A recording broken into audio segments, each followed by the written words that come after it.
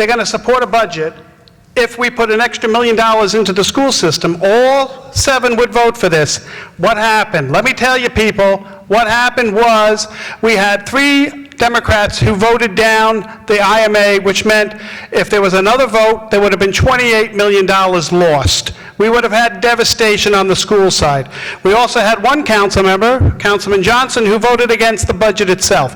I said to Michael Sabatino at the time and to Corazon, how could you vote for a budget that you voted down a $28 million amount?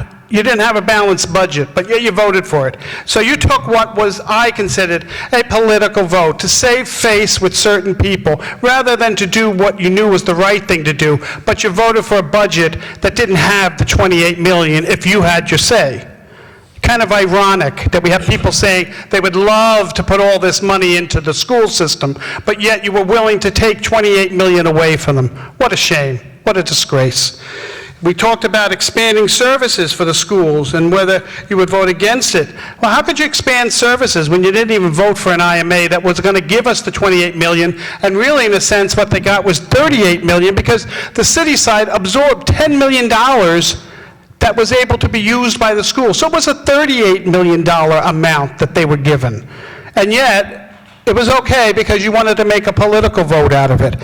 So we hear that we're here tonight after midnight because, unfortunately, the Democrats decided that they felt that they should muster some muscle, and they told us they would boycott the meeting. Well, what a statement that makes. You're not even representing the people that voted for you. What a shame that half the city lost your voice right there, that you would just boycott this and not sit there and vote no.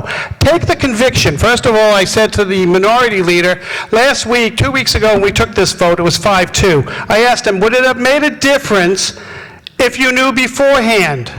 Would you all have voted no? I doubt that very seriously, because you knew the consequences of what you would have done.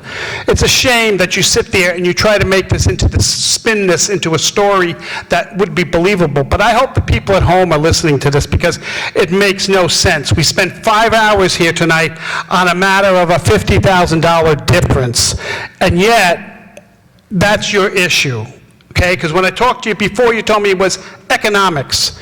Well, if you have $50,000 payment in this side, as opposed to not doing it and having a $41 million deficit, how do you justify that you wouldn't vote for it?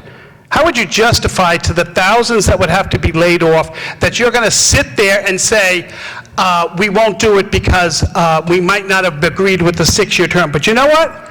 You were willing to allow both the municipal side and the school side to be devastated. And for that, you should be all ashamed of yourself. And I'm going to say it to you publicly right now.